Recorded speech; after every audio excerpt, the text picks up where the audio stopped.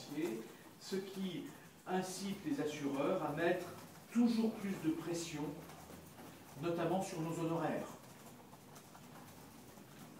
Je vous indique aujourd'hui qu'un cabinet d'expertise fait l'objet aujourd'hui, enfin les cabinets d'expertise font l'objet d'appels d'offres.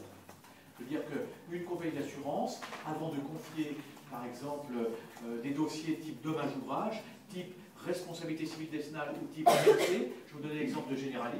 Generali, tous les 2 ans à peu près, fait un appel d'offres auprès de ses fournisseurs et ne retiendra bien évidemment pas toujours le même fournisseur selon les produits. Il va retenir un certain cabinet pour la dommage ouvrage, un autre pour la RCD, un autre pour la RC et sans doute un autre pour le dommage.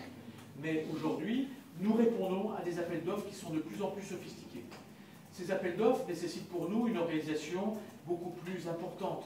On nous demande par exemple de pouvoir avoir un service informatique très performant, de pouvoir communiquer avec la compagnie d'assurance avec des moyens, si vous voulez. Generali, aujourd'hui, c'est plus de papier, hein, c'est la politique sans papier. Vous y êtes, vous, peut-être déjà depuis un moment, mais pour nous autres experts, on n'y était pas encore, et on y va vraiment. Les missions nous sont adressées, bien évidemment, par courriel, et nos rapports, même s'ils sont dans un système informatique, ne sont pas envoyés sur un papier. Ils sont relus par les gestionnaires directement, en ayant accès dans notre propre système informatique. Donc ces relations-là s'organisent et nécessitent par conséquent d'avoir un outil informatique très performant, ce qui n'est pas à la portée de tous les cabinets. Ce qui veut dire aussi que les petits cabinets souffrent de ce genre de problématiques.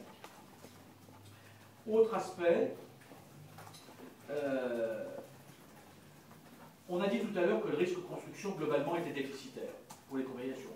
D'abord, il faut savoir, je ne sais pas si ça vous parle, mais je pense que pour une compagnie comme AXA, qui est,